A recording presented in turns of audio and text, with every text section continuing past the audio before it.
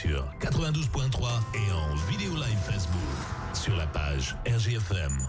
Il n'y aura pas de rugby au stadium de la Loue ce week-end, mais il y aura du paintball. On vous en avait parlé il y a quelques jours. Maintenant, ce sont les championnats de France, la 26e édition, 450 compétiteurs quand même, 65 équipes attendues sur place. Et on va en parler ce matin avec des représentantes de l'organisation, puisque le club local des Mighty Fox, l'association locale, est impliquée. Sa présidente est avec nous, Gwendoline Gabilla, bonjour. Bonjour. Merci d'être avec nous ce matin. Angélique Gabilla, bonjour. Bonjour. Présidente de la Ligue d'Auvergne, mais également membre des Mighty Fox, après Mia, c'est ça. C'est un très beau rendez-vous, c'est déjà une belle confiance que vous a fait la fédération en vous permettant d'organiser ces championnats de France.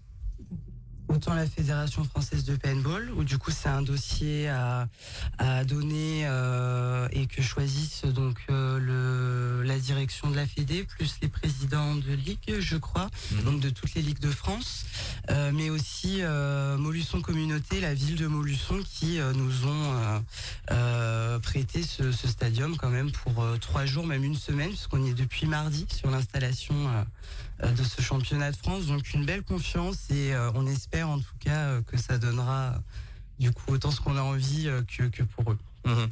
Parce qu'on connaît les Mighty Fox, on a relayé sur cette antenne les résultats. Il y a de multiples titres de champions de France. On a des jeunes qui cartonnent également dans cette discipline. Le cahier des charges est vraiment important, j'imagine, pour accueillir une compétition comme ça. Quand même, je le disais tout à l'heure, 450 compétiteurs. Et puis il y a tout un aspect, j'imagine, sécurité évidemment, parce que voilà, même si ce sont des petites billes de peinture que l'on va jeter, il y a tout ça à cadrer. Ça doit pas être facile. Il a fallu remplir quelques dossiers, j'imagine. Tout à fait. Puis en plus, c'est surtout que sur ça, on n'avait pas l'habitude. Parce que même la Fédération française de paintball, on organise ça souvent chez des professionnels qui ont déjà des terrains, les structures existent déjà. Donc en plus, c'est en général soit en plein milieu d'une forêt ou de champs, parce que du coup, faut pas de voisins autour quand tu fais ton entreprise de paintball. Et donc voilà, là, c'est vraiment la première fois où c'est aussi visible et aussi grand. Donc oui, on a fait tous les dossiers et tout, donc heureusement que du coup la communauté de Montluçon nous a bien aidés aussi, parce qu'eux ils ont l'habitude par contre, mais voilà, on a eu de l'aide, mais effectivement beaucoup de paperasse. Pourquoi le stadium de la Loue? Je crois que lors de la conférence de presse de présentation de l'événement il y a quelques semaines, le président de la Fédé disait que c'était quasiment une première d'avoir en tout cas un stade de cette ampleur, parce qu'effectivement le paintball généralement se pratique pas sur des lieux comme ça. Ah non, c'est la structure itinérante, on a été fous. On a été vraiment fous, sincèrement. Oui, parce qu'il faut tout recalibrer en fait. Il faut passer, comme je le disais, du terrain de rugby à quelque chose avec différents terrains, avec de la sécurité. Des filets, des poteaux à 6 mètres de hauteur, le vent qu'il y a à la Loue. Ouais, franchement, on a de la chance d'avoir Gilles Gabilla, donc notre Mike Giver dans l'association depuis des années, qui nous a fait une structure aux petits oignons et au top. Donc pour les gens qui vont venir sur place, vraiment le stadium de la Loue, là, j'imagine qu'il y a encore quelques travaux encore aujourd'hui, mais il est totalement transformé en fait. C'est ça. Franchement, ouais, du coup, il y a les 2 terrains en face des tribunes, donc ça, c'est une première aussi, où du coup, toutes les équipes vont pouvoir être vraiment vues via les tribunes, donc pour l'instant, en tout cas, ça donne vraiment un ensemble, mais magnifique. Enfin, nous, en tout cas, on est fans, et les autres joueurs de paintball aussi, tous ceux qui nous suivent un petit peu sur les réseaux, et puis on a aussi, du coup, tout un trade show avec donc des professionnels du paintball qui seront là aussi pour vendre leurs produits, et également des animations avec donc les jeux gonflables prêtés par la mairie, et aussi du Jelly Ball et de l'archery tag présenté par Fun Game 03. Alors là, il va me falloir des explications. Archery tag, je vois le principe, c'est des petits arcs avec des petites flèches en mousse. Tout à fait, c'est ça. Et le Jelly Ball, du coup, c'est des petites billes d'eau, donc lancées pareil par un petit lanceur de billes. Et ça, c'est adapté dès 5 ans en fait. Donc voilà, tout le monde pourra essayer et s'amuser en même temps que les joueurs pendant la compétition. Bon, les enfants adorent faire des batailles d'eau, donc là sera l'occasion. Et c'est une première approche en fait de la pratique sportive, parce que ça a été beaucoup évoqué également lors de la conférence de presse de présentation. Attention, il y a l'activité évidemment fun et ludique du paintball, mais là on est sur un championnat de France, c'est-à-dire que c'est de la compétition et c'est une vraie épreuve sportive, c'est ce que vous voulez mettre en avant. C'est ça? Tout à fait. Là, du coup, on va avoir les 65 meilleures équipes de France. Et donc, du coup, au fur et à mesure des jours, avec des éliminations. Donc, dimanche, ce sera vraiment les meilleurs des meilleurs. Ça se finit à 17h. Et là, effectivement, on est sur des jeux où on est à 330 km/h. On est à 10 billes par seconde. C'est vraiment rapide. tout en étant assez stressant, en adrénaline pour le joueur, etc. Donc c'est un match, voilà, c'est des matchs qui sont puissants, contrairement au loisir où effectivement ça va être un peu plus lent. L'adrénaline, elle y est déjà avec peu de vitesse, de toute façon, au loisir. Donc du coup, voilà, là c'est plus speed. Avec des équipes, j'imagine, qui sont préparées comme toutes les équipes qui disputent des compétitions de haut niveau, au niveau sportif, au niveau tactique, au niveau physique également. Alors même si c'est court comme match. Je sais pas si on appelle ça comme ça. On appelle ça comme ça un match. Mais il faut être prêt quand même. Tout ça se prépare. Ah oui, ça se prépare. Il faut marcher le terrain. Nous, par exemple, les Mighty Fox, et donc là, j'ai de la chance, les Mighty Baby que je coach, ils ont exactement la même mentalité. Vous regardez tous vos angles, il faut vraiment analyser tout, parler avec son équipe. La communication va être importante. Donc la préparation en amont.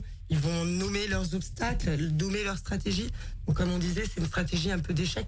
Du coup, voilà, comment on peut avancer, comment on peut aller jusqu'au bout et aller taper sa base. Donc du coup, voilà, ouais, c'est vraiment de l'analyse longue. On peut rappeler le principe d'ailleurs du paintball, en quoi comment on gagne un match, tout simplement. En allant taper la base adverse. Le but, c'est vraiment de taper la base adverse. Et on peut le faire en éliminant ses joueurs en face. Du coup, on est éliminé quand on a un impact de peinture. Si la bille n'a pas éclaté, on n'est pas éliminé. Et par contre, après, on peut aller taper la base en face s'il y a encore des joueurs sur le terrain. Si on passe entre ces billes à 10 billes par seconde et 330 km/h, faut tenter.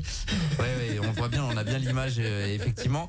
Du coup, il va y avoir combien de matchs dans le week-end? C'est assez énorme parce qu'il y a des phases de... Je vous pose une colle. Mais il y a des phases de qualification qui vont donc se dérouler sur les 2 premiers jours, donc demain et après-demain. Et puis, on va rentrer sur les phases finales le dimanche, c'est ça en fait? Exactement ça. On peut pas donner le nombre de matchs, mais je vous dirais de 8h à 20h30. Ouais, non-stop, vendredi, samedi. Et par contre, dimanche, les finales et qualifications se finissent à 17h.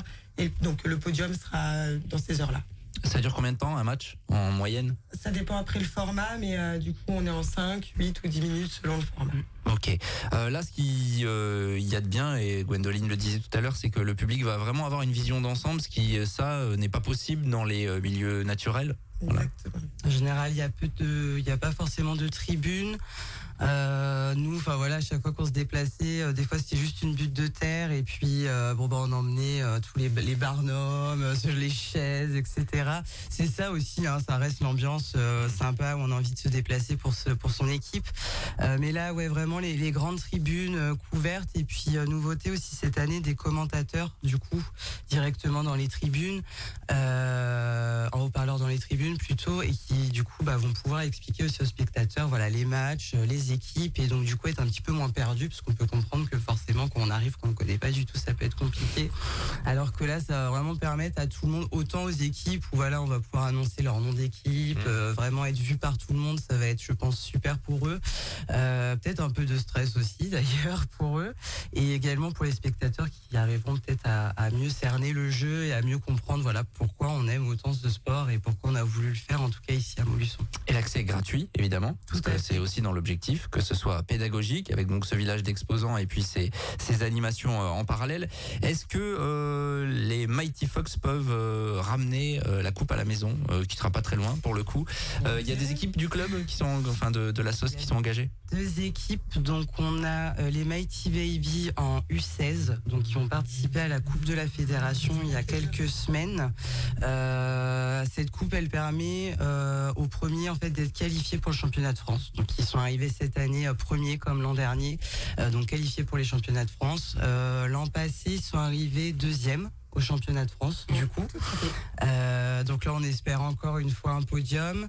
Les Mighty Baby également dans un format en 3 contre 3. Et les Mighty Fox aussi repêchés du coup à la dernière minute du fait qu'une équipe s'est désistée.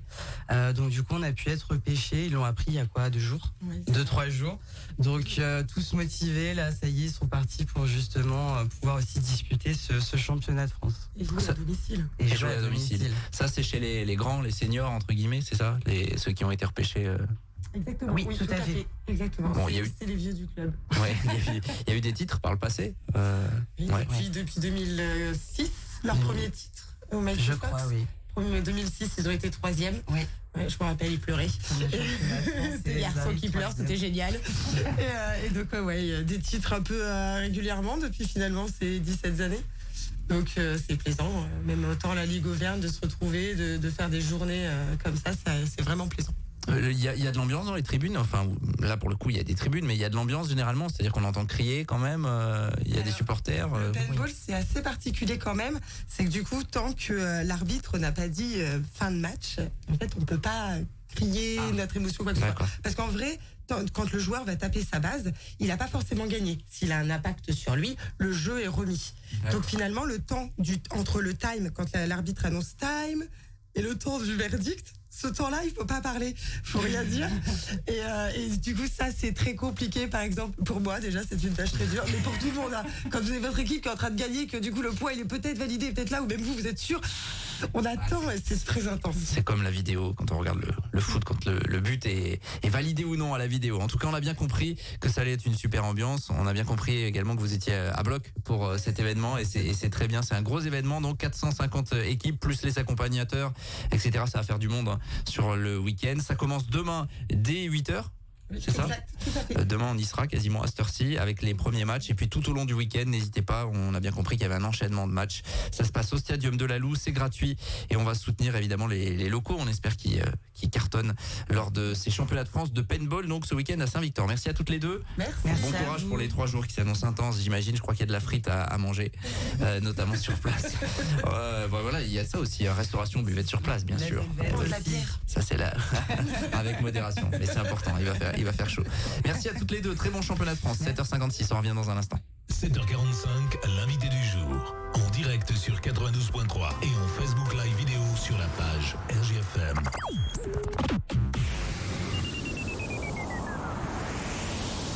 C'est la semaine de la braderie chez Charles Boutique. Du mardi 30 mai au dimanche 4 juin inclus, venez profiter de promotions de moins 30% à moins 50% sur un large choix d'articles, hors cérémonie et accessoires. Charles Boutique, votre magasin de prêt-à-porter féminin pour tous les goûts. Retrouvez-nous 39 avenue de la République, Ville-Gauzée, à Montluçon, ainsi que sur Facebook.